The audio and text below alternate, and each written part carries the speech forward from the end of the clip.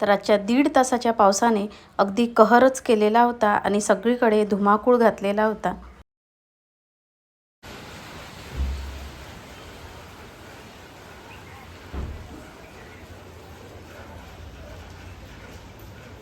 शुभ सकाळ सगळ्यांना. कसे आहात सगळे? तर सगळे मजेत असेल, आनंदी असेल, तसेच स्वस्त असेल आणि असायलाच पाहिजे अशीच मी बाप्पांच्या चरणी प्रार्थना करते. तर आता ना बाहेर बघा थोडं ऊन दिसतंय, मात्र तरीही थोडा रिमझिम असा पाऊस सुरू झालेला होता. म्हणून मग जे बाहेर टॉवेल वगैरे वाळत होते तर ते मी सगळे ना आतमध्ये घेऊन आलेली होती. आणि इकडे मागे किचनच्या बाजूला जे टिनाचं शेड आहे ना, तर तिथे पाऊस आला की टपटप सगळा आवाज पावसाचा येत असतो, जो की तुम्ही ऐकला. आणि आज पिंक लिलीला मस्त भरपूर अशी फुलं आलेली आहेत छान, आणि काही येल्लो लिलीलाही आलेली आहेत. आणि काल जी मी तुम्हाला फुलं दाखवलेली होती ना, तर बघा आता पावसामुळे ना ती थोडीशी त्याच्या पाकळ्या वगैरे आता गळायला आलेल्या आहेत. मात्र तरीही खूप सुंदर दिसत आहेत ती फुलं.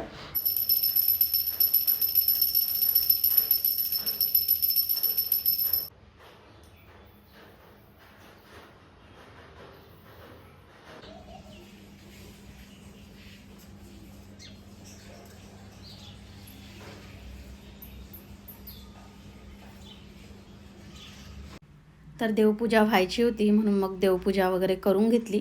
त्यानंतर कपडेही झालेले होते म्हणून मग बाहेरच टाकले, कारण आता पाऊस थांबलेला होता. वातावरणही सगळं मोकळं वाटत होतं म्हणून मग सगळे कपडे ना बाहेरच टाकून घेतले मी. आणि स्वयंपाक वगैरेही माझा आता सगळा झालेला होता, म्हणजे किचनमधलं माझं सगळं आता आवरून झालेलं होतं. तर चहापत्तीच्या बरणीमध्ये ना चहापत्ती अगदी थोडीशीच होती म्हणून ती मला भरून घ्यायची होती. तर चहापत्तीच्या डब्यातली सगळी चहापत्ती ना बरणीत वगैरे मी भरून घेतली.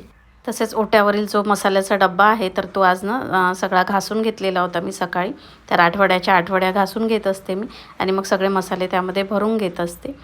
तर इथे जे सगळे हे डबे आहे ना त्याच्यामध्ये धनिया पावडर, जिरे पावडर आणि गरम मसाला या 3 वस्तू मी शिरांगेतच ठेवत असते, म्हणजे मलाही लक्ष राहायला हवं की कुठल्या याच्यामध्ये कोणते मसाले भरलेले आहे. आणि किचनमध्ये ना स्वयंपाक करताना सगळे मसाले एका डब्यात असले की आपल्यालाही ते थोडंसं स्वयंपाक करताना सोयीस्कर पडतं, कारण सगळे मोठे डबे एक एक करून काढणं म्हटलं तर स्वयंपाकाच्या वेळी आपल्यालाही थोडीशी गडबड असते. त्यामुळे धावपळ होऊ नये म्हणून सगळेच मसाले एकाच डब्यात असले आणि तेही गॅसच्या ओट्यावर असले की अगदी बरं पडतं, कारण या मसाल्यांशिवाय आपला स्वयंपाक काही पूर्ण होत नाही. अगदी किचनमध्ये स्वयंपाक करायला आलं की या सगळ्या मसाल्यांची आपल्याला गरज पडत असते. म्हणून सगळे एका ठिकाणी आणि अगदी जवळ असले की तिच्या तिथे हाताळायलाही बरे पडतात. तसंच मी इथे जी कॉर्नर रॅक आहे ओट्यावर ठेवलेली, तर त्यामध्ये सहसा ज्या गोष्टी अगदी सकाळपासून मला किचन ओट्यावर लागतात, म्हणजे जसं उठल्यानंतर चहा वगैरे असतो तर चहा पावडर, साखर, परत हा मसाल्यांचा डबा, मिठाचा डबा, परत तूप, कस्तुरी मेथी, हिंग, याच सगळ्या गोष्टी ज्या की अगदी बेसिक गोष्टी आहे, तर त्या अगदी हाताशी मी इथे ओट्यावर ठेवलेल्या असतात. आणि ती खरंच खूप युजफुल अशी रॅक आहे माझ्यासाठी.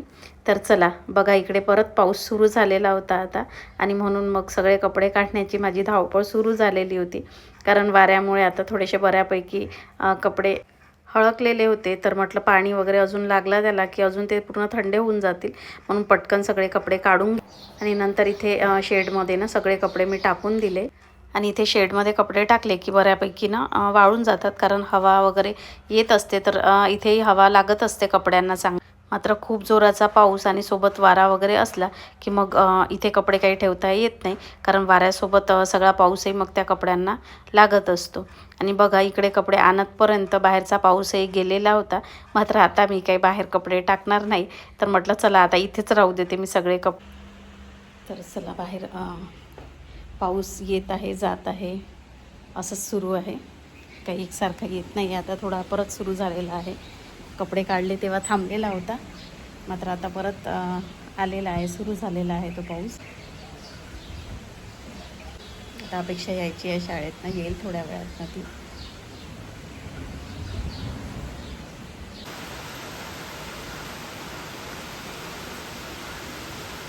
तर आता साधारण 1:30 वाजलेले आहे आणि आता पावसाला चांगलीच सुरुवात झालेली होती.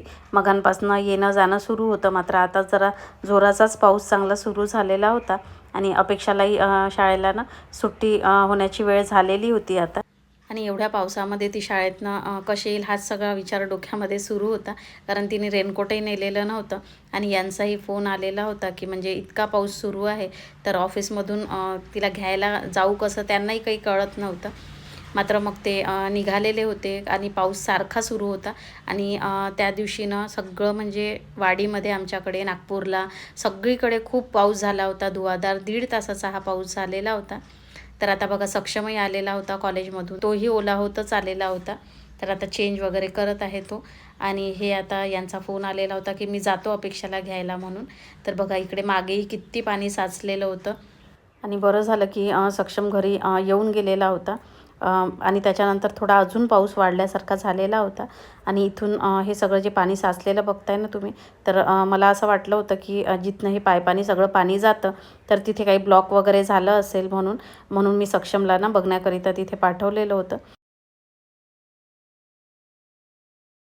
मात्र ते चेक वगैरे केलं त्याने, मात्र असं काहीच नव्हतं, तिथे काही ब्लॉकेज वगैरे झालेला नव्हता. त्याने बघितलं. पण पाऊसच इतका म्हणजे जोराचा कंटिन्यू सुरू होता की त्यामुळे हे पाणी सगळं इथे साचून राहिलेलं होतं, कारण तो होल थोडासा लहान झालेला होता जिथनं पाणी जातं. कारण पावसाचा प्रवाह थोडा जास्त होता, त्यामुळे सगळं पाणी इथे येऊन ना सगळं साचलेलं होतं ते सगळं पाणी. आणि पाऊस अजून वाढतच चाललेला होता कंटिन्यू, पण तो अजिबात कमी होऊन राहिलेला नव्हता. आणि अपेक्षा शाळेतनं कशी येईल हेच सगळं माझ्या डोक्यामध्ये ना चाललेलं होतं की तेही कसे आणतील तिला, कारण पाऊस इतका कंटिन्यू आणि जोराचा सुरू होता. आणि सारखी मी घडी बघत होती, कारण आता भरपूर वेळ झालेला होता तिच्या शाळेला सुटून. साधारण पाऊण तास वर होऊन गेलेले होते, पण ती अजून घरी यायची होती. आणि सगळे कपडे परत शेडखालीही ओले होऊन राहिले होते, कारण वारा खूप होता बाहेर. सगळं पावसाचं पाणी पण येत होतं, म्हणून मग सगळे कपडे मी परत घरात घेऊन आलेली होती. आणि फॅन लावून दिलेला होता. तर बघा हे आत्ता ओले होत आलेले आहे अपेक्षाला घेऊन. आणि येता येताना त्यांची गाडीही खराब झालेली होती, कारण तिच्या शाळेकडे म्हणजे दत्तवाडीमध्ये ना म्हणजे सगळं पाणी अगदी गुडघ्यापर्यंत साचलं होतं. इतकं तिथे पाणी जमा झालेलं होतं की म्हणजे त्यांना यायला आणि निघायला तिथनं वेळ झाला. आणि त्यात त्यांची गाडीही खराब झाली, म्हणून मग ते छत्रीतच अपेक्षाला घेऊन आलेले होते. गाडी त्यांनी तिथेच ठेवून दिलेली होती. आणि तिच्या बुका वगैरे ही सगळ्या ओल्या झाल्या होत्या, म्हणून तिने आधी ना लगेच म्हणजे आल्याबरोबरच मला म्हटलं की मम्मी पहिले तू बॅगमधनं बुका वगैरे काढून ठेव. त्यांनी एका बोरीमध्ये तिची बॅग टाकून आणलेली होती. तरी तिच्या बुकानं काही भागामध्ये थोड्या ओल्या झाल्यासारख्या झाल्या होत्या. तर बघा अजूनही पाऊस सुरूच होता. आणि दत्तवाडीमध्ये ना दत्तवाडी काय तर नागपूरमध्येच पूर्ण खूप पाणी साचलेलं होतं. दत्तवाडीतल्याही सगळ्या दुकानांमध्ये वगैरे पाणी भरलेलं होतं. आणि नंतर सगळ्या थोड्या वेळाने रील्सही इंस्टाग्रामला यायला लागलेल्या होत्या, तर त्यामध्ये सगळं दिसतच होतं की कुठे कुठे कसं पाणी वगैरे सगळं साचलेलं आहे म्हणून. आणि खरंच सांगते मी आजपर्यंत म्हणजे नागपूरला किंवा आमच्याकडे असा पाऊस मी कधीच बघितलेला नव्हता. म्हणजे इतकं पाणी साचलेलं मी कधीच बघितलेलं नव्हतं. कारण आता पावसाळ्याचे दिवस आहे, तर मुलं जातात येतात शाळेमधनं, पाऊस असतोच. मात्र इतका पाऊस मी कधीच बघितलेला नव्हता. आणि अक्षरशः नागपुरात तर म्हणजे इतकं पाणी साचलेलं होतं की मुलांना शाळेतून काढण्याकरिता नाव वगैरेही लावण्यात आलेल्या होत्या. आणि त्यात बसवून ना मग मुलांना शाळेबाहेर वगैरे काढण्यात आलेलं होतं. आणि त्यावेळी खरंच सांगते म्हणजे पालकांची काय परिस्थिती असेल तर हे मी समजू शकते. कारण अपेक्षाच घरी यायची होती, तर तोपर्यंत माझ्या अगदी जीवात जीव नव्हता. इतकं म्हणजे वातावरण ते पाहून भीती वाटत होती.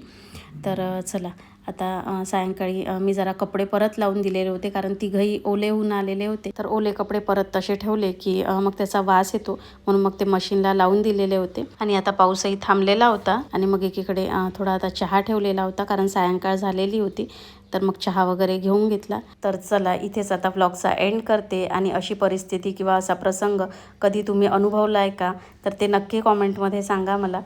तर भेटूया नेक्स्ट व्लॉगमध्ये. तोपर्यंत बाय बाय.